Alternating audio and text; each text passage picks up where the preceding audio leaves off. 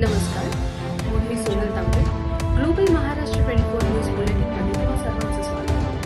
पाहूया आजच्या ठळक घडामोडी. फक्त ग्लोबल महाराष्ट्र 24 वृत्तवाहिनीच्या आपल्या हक्काचे विचार. नमस्कार, मी डोंबिवलीचा एक जागरूक नागरिक आणि माझी इच्छा असते प्रभागामध्ये नागरिकांना सुखसुविधा चांगली भेटली पाहिजे. ज्याचा ते टॅक्स देतात. माननीय आयुक्त साहेब वेळोवेळी टॅक्ससाठी जसे प्रेशर नागरिकांवर करतात तसेच नागरिकांनी पण सुविधेसाठी त्यांना टॅक्स प्रेशर केलं पाहिजे की साहेब आम्हाला सुविधा द्या. असंच या विषयावरनं 10 प्रभागात जवळपास 6 ते 8 महिन्यापासून मी पत्र देऊन पाठपुरावा करीत आहे की अनधिकृत बांधकाम व फेरीवाल्यांवर कारवाई करा. परंतु माननीय प्रभाग सहाय्यक आयुक्त साहेब दुर्लक्ष करतात. त्यामुळे मी त्यांना आमरण उपोषणचा अर्ज दिला, 2 वेळा अर्ज दिला आणि दोन्ही वेळा मला सांगण्यात आलं की आपण महापालिकेला सहकार्य करा, आम्ही कारवाई करतो.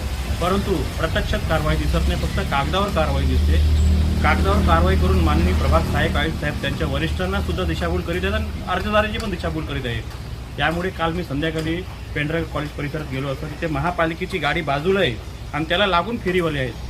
ते मी त्याची व्हिडिओ काढायला गेलो की साहेबांना दाखवणार की त्यावेळी तिथे सर्व फेरीवाले एकत्र झाले. त्यात एक फेरीवाला आला, मला त्यांचं नाव माहीत नाही कोण आहेत ते. त्यांनी गाडीची चावी काढली, माझ्या हातातनं मोबाईल हिसकला आणि एकदम अत्यंत घाणेरड्या भाषेत त्यांनी भाषा वापरली तिथे आणि बोलला की महापालिका आमच्यावर कारवाई करत नाही, तुम्ही आमच्यावर कारवाई करून लावणारे कोण आहेत, तुमचा काय वाचता इथे. मी माझा जीव तिथे कसा तरी वाचवला आणि तिथून निघालो. मी या अगोदर पोलीस स्टेशनला पण स्थानिक पोलीस स्टेशन माननीय DCP साहेब CP साहेबांना पण अर्ज दिलेला की या फेरीवाल्यांमुळे कधीही मोठी दुर्घटना होऊ शकते. हां, माझं एकच म्हणणं आहे त्या फेरीवाल्यांवर कठोर कारवाई करण्यात यावी. आणि तसंच माननीय प्रभाग सहाय्यक आयुक्त साहेब 10 सचिनजी तामखेडे साहेबांनी पण योग्य निर्देश देत त्यांचं स्टाफमधले स्टाफची जी लोक आहेत त्यांना योग्य निर्देश देण्यात यावे, जेणेकरून माननीय मुख्यमंत्री व माननीय उपमुख्यमंत्री माननीय खासदार साहेब जे जनतेसाठी करत आहे ती प्रत्येक गोष्ट जनतेपर्यंत पोहोचली पाहिजे.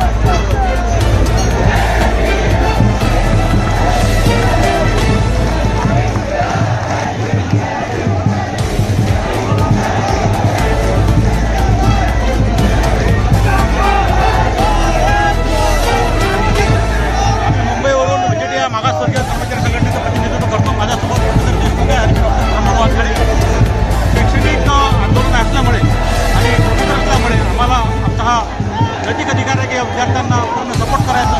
या मोर्चात सहभागी झालो. आम्ही फुले शाहू आंबेडकरच्या मातृभूमीकडे आलो, छत्रपती शिवाजी महाराजांच्या मातृभूमीकडे आलो आहे.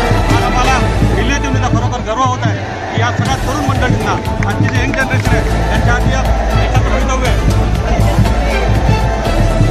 तर यांना आम्ही सपोर्ट करण्यासाठी आलो आहे. जय भीम, जय भीम.